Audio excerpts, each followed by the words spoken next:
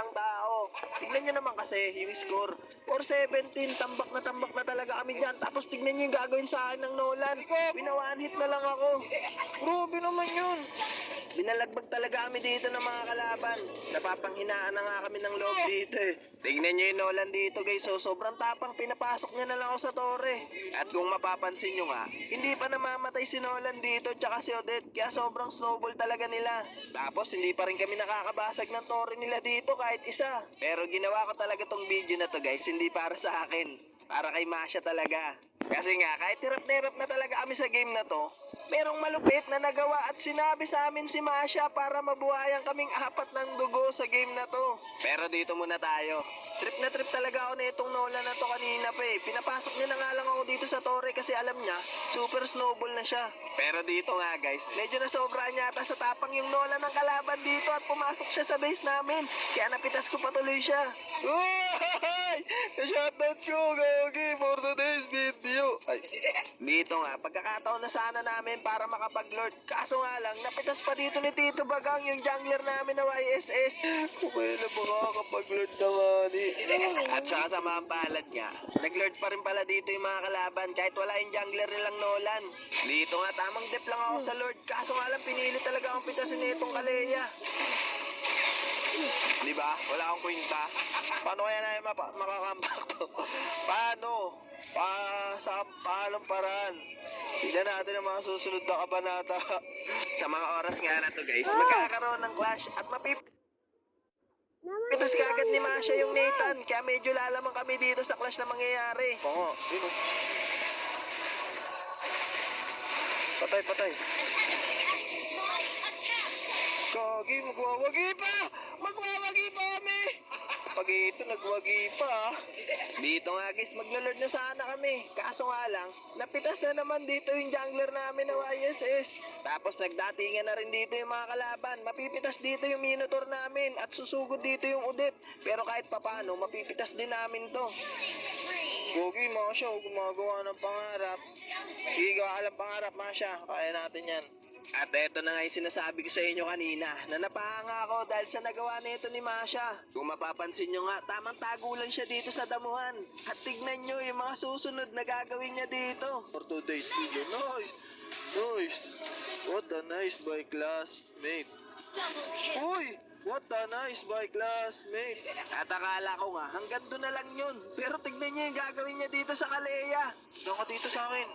Look!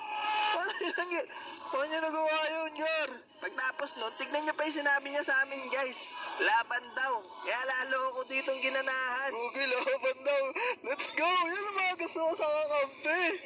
Yan ang mga gusto ko sa kakampi, Gar. Lumalaban. Let's go! Napalupit mo doon for today's video. Galing. Mga gusto ko kakampi. Let's go, seryoso tayo guys. Gumaganda nga po mga tagpo, mga classmate. Lo!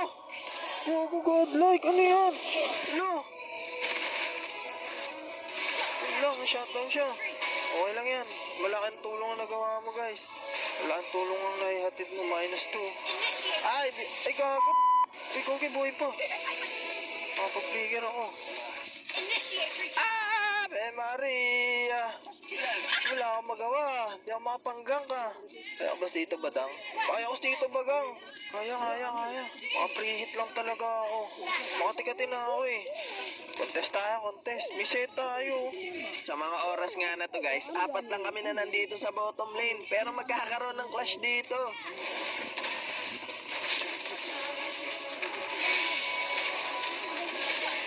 Patay, Kaleya. Lord, palag tayo. Palag oh, sino matapang yan oh. Lord na. Wala silang kuro. Ay, wala silang tangko. Lord na, yan na. Patay na, Gagi. Gagi, mananalo pa nga ni. Yun na, napag-lord na kami ka. Let's go. Oh, Tito Bagang, let's go! Ay, di ko napindot, nagpapabait lang ako. Diba? Sabi ko sa inyo, wala akong kwentang tao eh. Nagpapabait lang ako, Gar. Pati ko pa napindot. Sayang. Sige, patay 3. Ako na, lang ako. Tanga ko. Dito, boss. End. Kaya, guys. Okay, kaya. Kaya. Hindi pa nabasag. Oh, babuhay ako. Sa mga oras nga na to, guys, napakaganda ng tago ko dito sa dama na to. Kasi bigla dito dumaan si Tito Bagadang.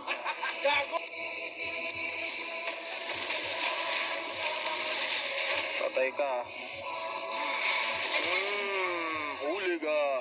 At dahil nga sa nagawa namin na yon, at kulang na dito yung mga kalaban ng isa, nagkaroon kami ng lakas ng loob para sumugod sa base nila. At ito yung mga sumunod na nangyari. Uy, gagi, nanalo pa.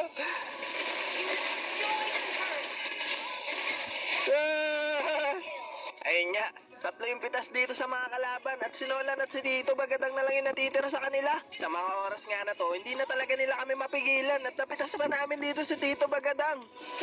GG pa.